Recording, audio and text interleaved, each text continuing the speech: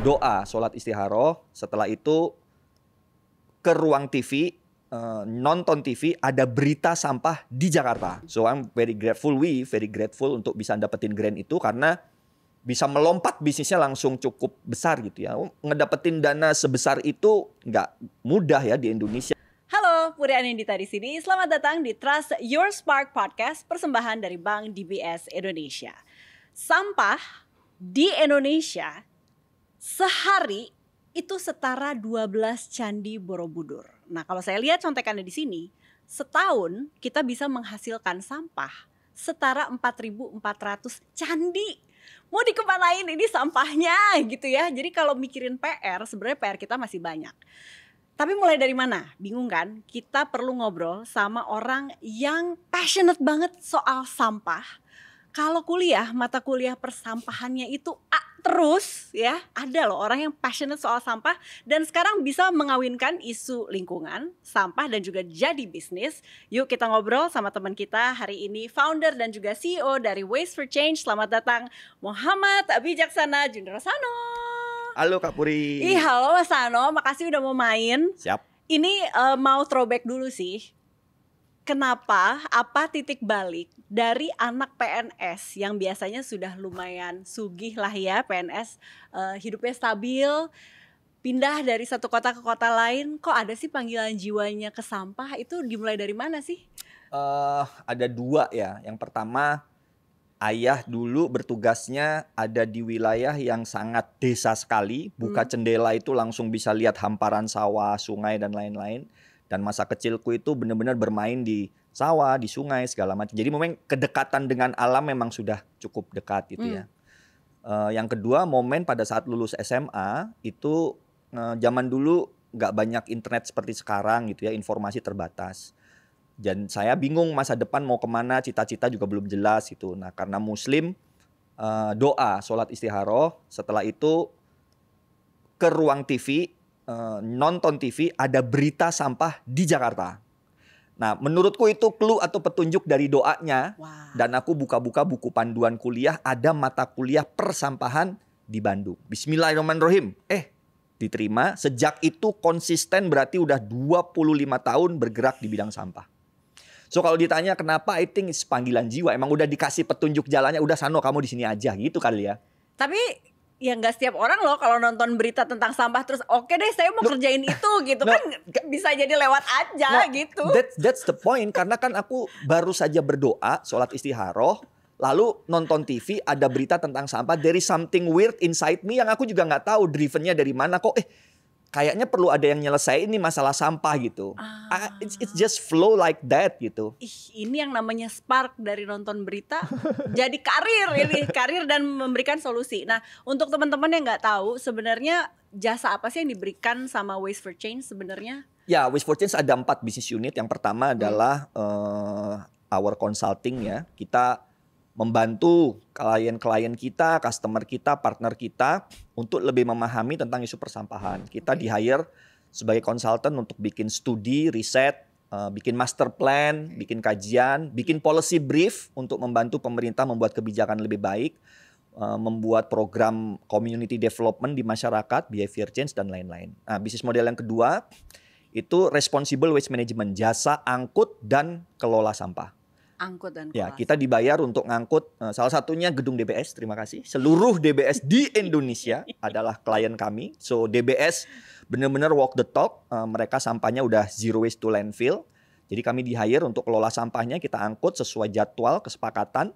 Nanti kita akan di-brief tiap bulan gitu ya. Yang ketiga, kita itu punya recycling business unit. Jadi kita kerjasama dengan teman-teman yang sudah mengangkut sampah atau memilah-milah sampah seperti kawan-kawan pemulung, kawan-kawan pengepul dan lain-lain. Nah, kita beli sampahnya dari mereka, kemudian kita reproses, baru kita jual ke pabrik-pabrik gitu ya. Jadi kita trading, jual beli, dan kita juga memanfaatkan informasi datanya itu dengan traceability system. Jadi di data gitu Kak, di data ini dapatnya dari mana, berapa kilogram, diapain, semuanya betul-betul comply. Nah datanya ini kemudian kita bisa bikin plastik kredit, mirip kayak karbon kredit gitu. Itu nanti dibeli sama perusahaan-perusahaan dari luar negeri, dari dalam negeri, bagi mereka yang ingin berkontribusi mengatasi masalah sampah. Ya. Jadi mereka meng-offset, mereka menciptakan kemasan banyak, diedarin ke masyarakat, berpotensi jadi sampah. Nah dia beli plastik kredit ke kita untuk mereka klaim responsibility-nya. Terakhir, kita punya bisnis unit yang EPC, Engineering, Procurement, Construction. Banyak banget mitra-mitra kita, klien kita yang pengen dibantu bangun fasilitas persampahan, pabrik-pabrik pengolahan sampah gitu ya. Nah, jadi kita datang sebagai engineer-nya, butuhnya apa, bikin desain, nanti kemudian kita pilihkan mesin-mesinnya apa, terus kita bangunin lah gitu ya. Jadi kita udah ada bangun di Cimahi, bangun di beberapa kota dan lain-lain. Jadi ada 4 layanan dan bisnis unit yang kita buat. Paralel dengan itu untuk yang saya nih contohnya, rumah tangga ada sampah. Ya. Biasanya kan dikolek oleh petugas kebersihan. Tidak semuanya dipilah. Misalnya saya pilah dari rumah, akhirnya numpuk di landfill lagi gitu ya. Nah, gimana cara yang tepat biar kita perlahan-lahan bisa punya sistem kayak yang tadi, kayak yang Waste for Change sudah tawarkan, tapi ini menjadi masif. Ya, jadi kita memang juga punya kalau jasa angkut dan kelola sampahnya ini, bagi kawan-kawan yang memang sudah sangat peduli, concern segala macam, mereka bisa memanfaatkan sistem kami Send Your Waste. Jadi misalkan pilah-pilah itu beberapa jenis item tertentu ya, biasanya buat Kak Puri dan kawan-kawan yang suka body care, make up segala macam, kemasan kosongnya itu bisa dikirim ke kami untuk kami daur ulang. Ya, bebas mau pilih pakai jasa kurir apapun ke tempat-tempat fasilitas kami. Di Indonesia kami ada 5 titik ya. Nah terus kalau ngomongin tentang not enough nih kalau cuman itu aja, gue pengen sampahnya benar-benar dikelola oleh Waste for Change karena lebih nyaman, tidur lebih tenang dibandingkan digangguin oleh, aduh aku berkontribusi membangun Candi Borobudur dan dikemanain dan lain-lain gitu ya. Ya caranya ada 2. Satu, kita punya program namanya Personal Waste Management. Karena biasanya meyakinkan warga ke kanan kiri juga masih susah gitu ya. Jadi akhirnya ya satu rumah itu dilayanin. Tapi itu juga masih terbatas di beberapa area-area tertentu. Nah yang menarik, yang ultimate menurut kami ini challenge yang kami tawarkan atau kita ajak kawan-kawan semuanya adalah yang meyakinkan satu kelurahan, satu RW, satu klaster untuk sama-sama menggunakan jasa Waste for Change. Nah, kita sekarang udah ada di beberapa perumahan-perumahan besar ya. Kita ada di Bandung ada di Bekasi ada, kita ada di Jakarta ada, kemudian ada di Tangerang juga ada. Jadi perumahan yang jumlahnya cuma 400 rumah sampai 15.000 rumah itu jadi klien kita ada gitu. Gitu. Hebat sih kalau lihat website-nya Waste for Change didirikan 2014. Sekarang udah 2025, udah lebih dari 1 dekade. Tapi aku yakin tuh pasti ada momen-momen gila menantang banget ya. Mau berangkat dari satu milestone ke milestone lain tuh rasanya berat banget. Masih inget gak mana yang terasa paling lama dan paling berat?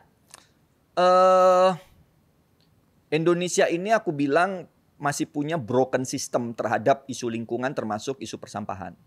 Nah, broken systemnya ini sistemik dan terstruktur sehingga berat sekali untuk melakukan perubahannya. Harga Waste for Change itu selalu dibilang mahal.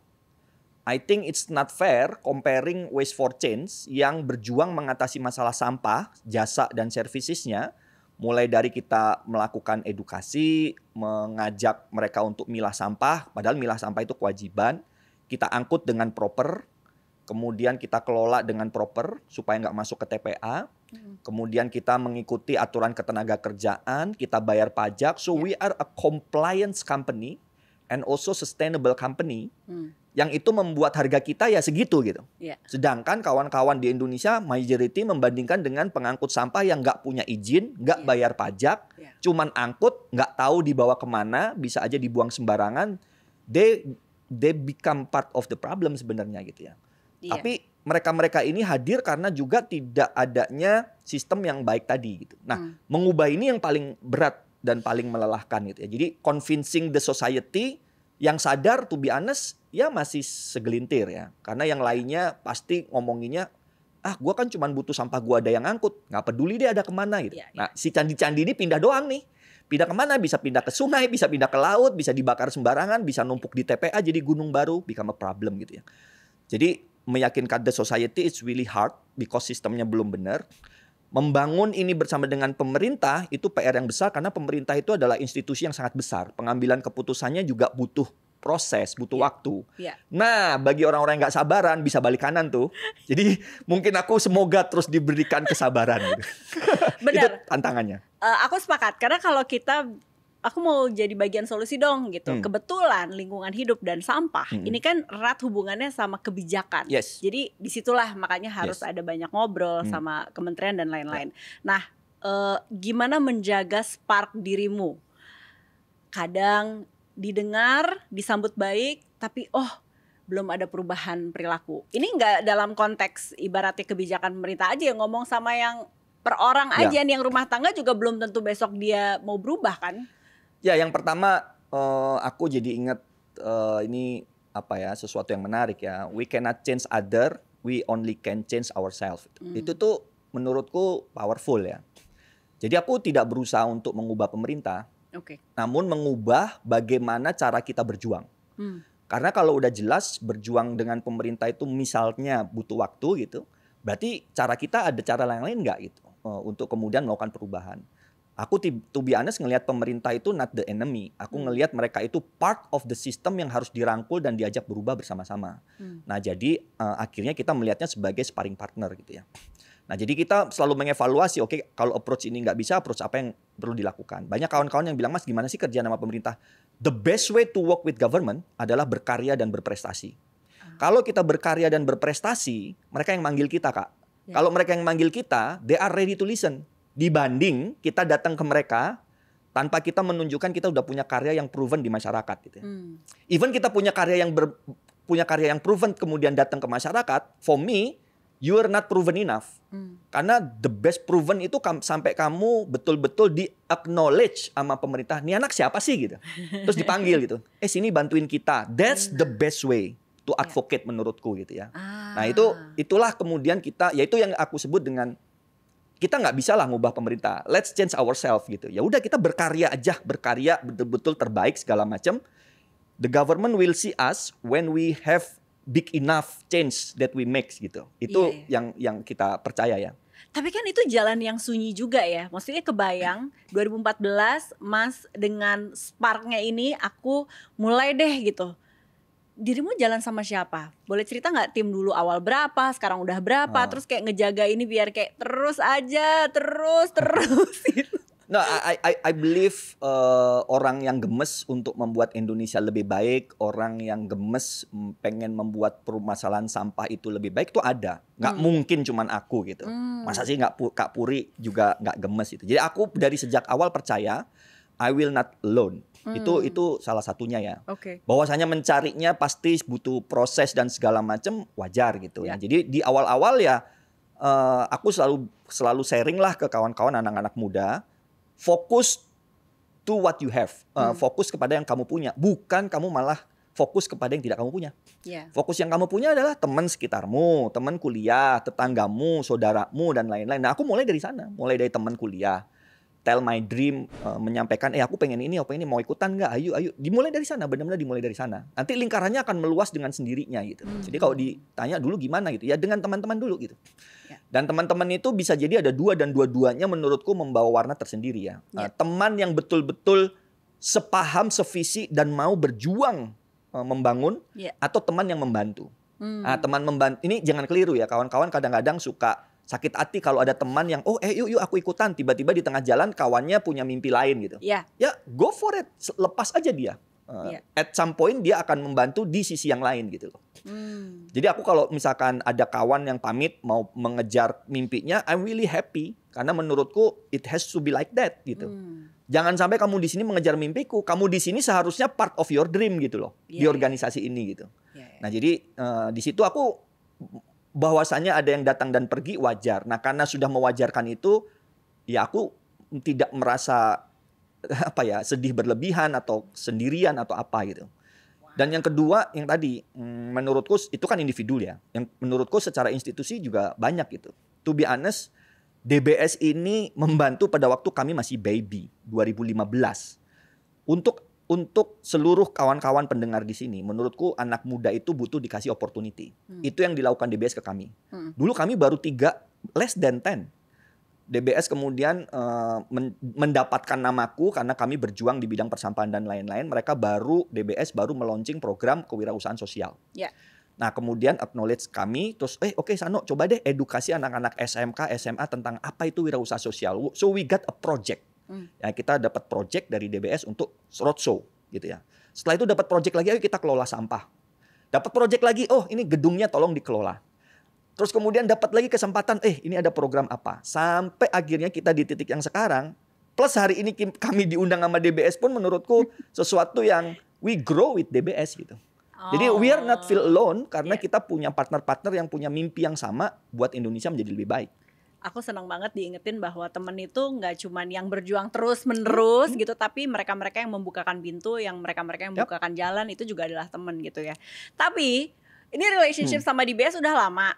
Cuman kayaknya Ways for Change ini udah apply agak berkali-kali ya untuk dapetin grant. Aku kalau ngelihat contekanku udah ditolak 4 kali baru diterimanya atau dapat dana hibah atau grantnya itu yang ke-5 kali. Betul. Coba ajak kami ke sana, pembelajaran apa yang didapat dari yang 4 kali belum berhasil. Jadi setelah kenal DBS selama 3 tahun, DBS bilang kita punya program grant nih, ayo ikutan. Dan ini skalanya adalah Southeast Asia, bukan cuma di Indonesia aja. Jadi kita akan dibandingkan dan dinilai dengan kawan-kawan usaha-usaha dari negara-negara lain juga gitu ya. Ya sudah kita ikutin, kita ikut ya. Mungkin menurutku 5 tahun itu pertama menunjukkan bahwa DBS memang serius mencari yang berkualitas ya, mencari dan itu ketat sekali gitu. Yang kedua menurutku kaminya memang perlu menyiapkan diri lebih baik supaya memenuhi kualifikasi grantnya DBS. Dan yang terpenting adalah dalam proses kita gagal, kami selalu diajak diskusi, ngobrol, evaluasi apa yang membuat kami gagal, so we can improve gitu ya. Dan yang terakhir ya karena kita ngotot pengen dapat aja. Jadi 5 tahun itu submit lagi, dikasih masukan, submit lagi, dikasih masukan dan segala macam, di coaching, di grow. Dan hampir tiap tahun kan mereka punya sesi untuk diskusi dengan winner ya. Nah di situ kita juga ngedengerin, oh dia menang kenapa ya dan segala macam. So we learn gitu ya dari diskusi-diskusi para pemenang-pemenang itu gitu. So I'm very grateful, untuk bisa dapetin grant itu karena bisa melompat bisnisnya langsung cukup besar gitu ya. Ngedapetin dana sebesar itu nggak mudah ya di Indonesia gitu. Kita dapat cukup lumayan gitu. Impact-nya apa dengan akhirnya grant itu didapatkan, dikonversi jadi apa? Skala bisnis kita membesar ya. Kita bisa menambah capital expenditure ya. Kita bisa nambah kendaraan. Kita bisa menambah tim marketing and tim sales. Kita growing our reach dan lain-lain gitu ya. Dan itu betul-betul membuat perusahaan kami jadi lebih baik dan lebih sehat gitu. So dan juga banyak sesi-sesi yang sifatnya coaching dan mentoring ya. Jadi bukan cuma sekedar dananya, tetapi knowledge-nya, network-nya itu juga kita dapetin juga gitu. Tiap tahun DBS mengundang kami untuk lunch discussion dengan kawan-kawan DBS Singapura.